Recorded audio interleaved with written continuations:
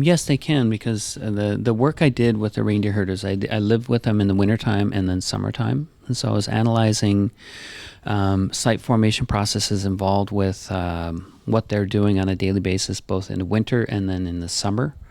And so it allows us to get a better understanding of what happens on top of the snow, because in the Arctic there's snow, and it's 6 to 7 months of snow. So how are people living? And as an archaeologist, you never get to see that. So I had the privilege to work with the reindeer herders in the 90s to examine the processes and what they did on a daily basis. And then left and then came back and looked at what they did in the summertime. And so as an archaeologist, it opened up it provided a window into understanding the different seasonalities of how sites are created by living people, which we would never see in the archaeological record, because when you're digging dirt. You're not looking at winter. You're not looking at, oh wait, there was layers of snow and they formed these sites on top of the snow and then it melted and came down. So yes, it really does help archaeology better understand seasonalities.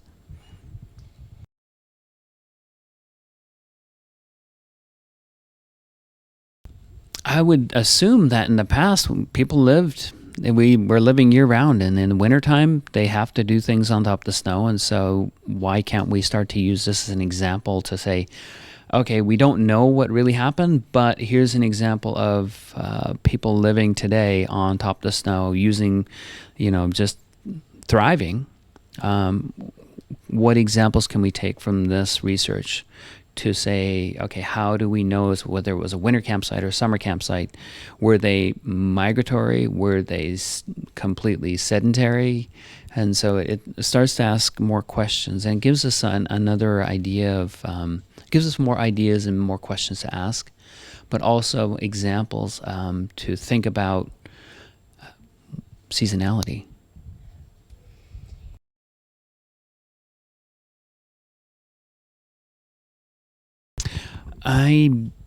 Well, we don't know. I mean, unless we have really good evidence of animals being domesticated. For example, the reindeer, and in the Paleolithic time, if you can find evidence that they had animals that they were actually using year-round, then yes, we can show that they were herders as well. Herding starts, 17,000 years ago. And so, it wouldn't be a surprise to have it in Europe.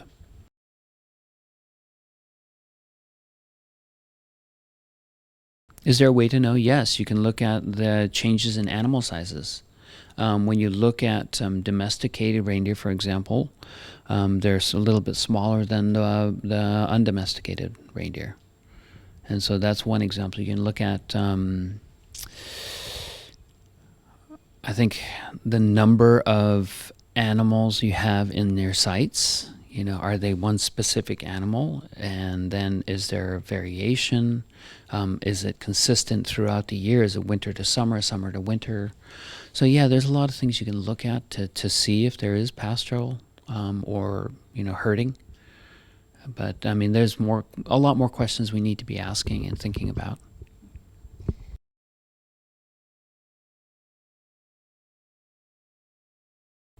Yes, they were very welcoming.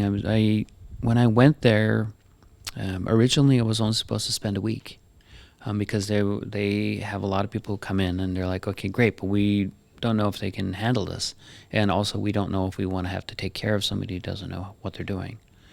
So when I went, the brigadier Andre welcomed me, and then I didn't leave for another 3 months. And then I had to get my visa, and then came back, and then I left a year later, and he's like, you're only supposed to spend a week. So I would think that they were very welcoming.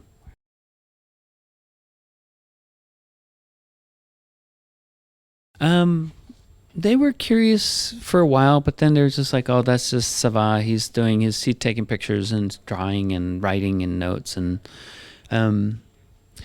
they were tolerant, I guess I put it that way. I don't know.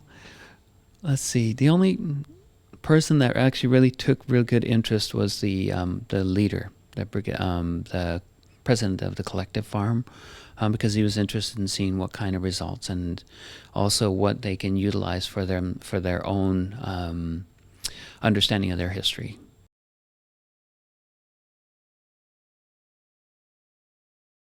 I would say as an American, but as just a person who lives not in that kind of lifestyle, we're spoiled. They're from the time they wake up to the time they go to bed, they're working. They have no time for a leisure like we do. But at the same time, it made me respect indigenous cultures even more. And then also I learned how to understand the importance of understanding your own culture.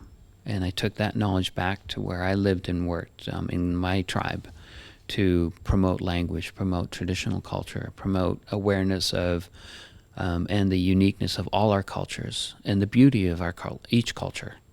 And the other thing is the importance of us celebrating the differences, not saying, oh, it's a bad thing, actually celebrating because it makes our world that much more beautiful.